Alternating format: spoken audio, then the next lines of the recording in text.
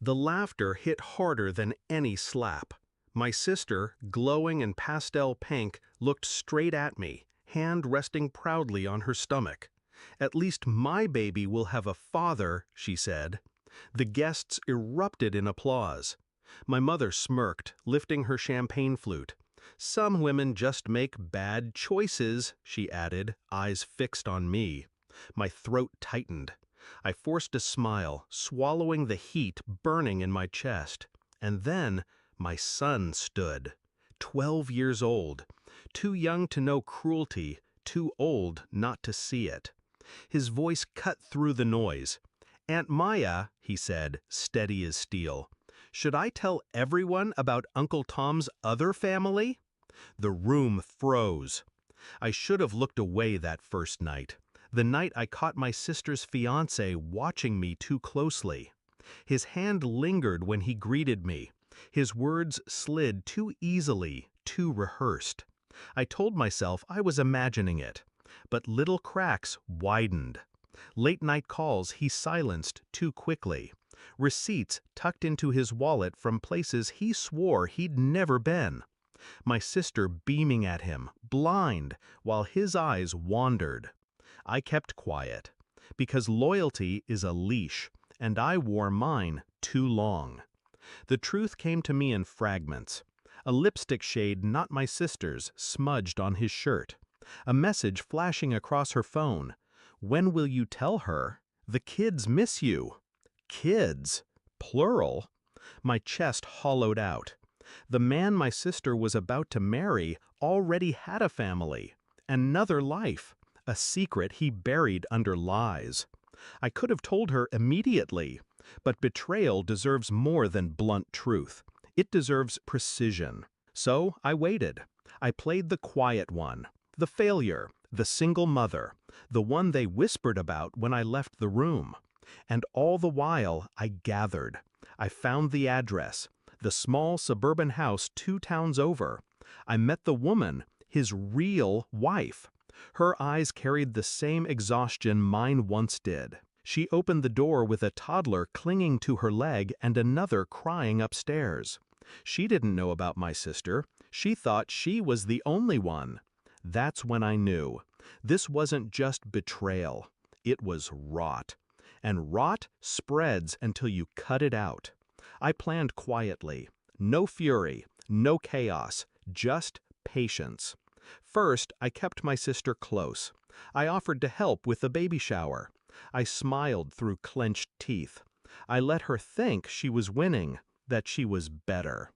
Second, I taught my son the one lesson I never had, that silence is complicity. He saw more than he should have. He heard the phone calls I recorded, the photos I collected. He asked me why I didn't tell Aunt Maya. I told him, the truth always comes. Sometimes you just have to choose the stage. He nodded, and he remembered. That stage was her baby shower, the perfect picture. Balloons, cupcakes, smiles. Everyone dressed in pastel, while poison pulsed just beneath the frosting. She took her chance to humiliate me, to laugh at my scars, at my broken marriage, at the empty seat beside me. And when the guests joined in, I held my son's hand under the table. I didn't have to speak. He did. The silence after his words was violent. My sister's smile cracked. What are you talking about?" she stammered, her eyes darting toward Tom. Gasps rippled through the room. Tom's face drained white. Sweat collected at his temple. He opened his mouth, but my son wasn't finished.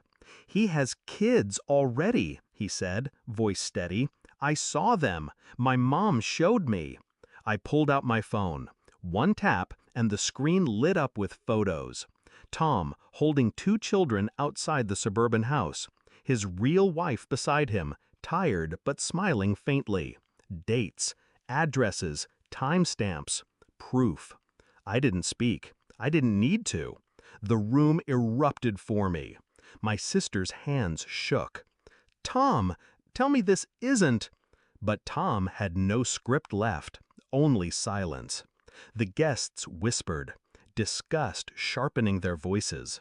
My mother, always quick with judgment, looked at me then.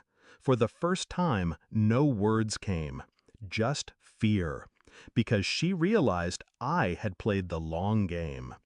Tom left that day in a storm of curses, his engagement ring abandoned on the table. My sister collapsed, sobbing, but the sympathy that once swaddled her was gone. The crowd she used to mock me with now looked at her with pity. And my mother? She tried to gather the pieces, tried to spin the story, but no one wanted to listen. Her silence over the years, her dismissal of me, it had come home to her too. Later that night, my sister called, broken. "Why didn't you tell me?" she whispered. I could have said, "Because you never listened." I could have said, "Because you enjoyed my pain." Instead, I told her the truth. Because sometimes the only way people believe is when they see the ruin with their own eyes. Do I feel guilty? No. Her cruelty pushed me into silence, but her cruelty also gave me patience. Tom's betrayal deserved light, not mercy. And my son, he learned the most important lesson of all, that strength isn't loud. Strength is waiting until the room is quiet.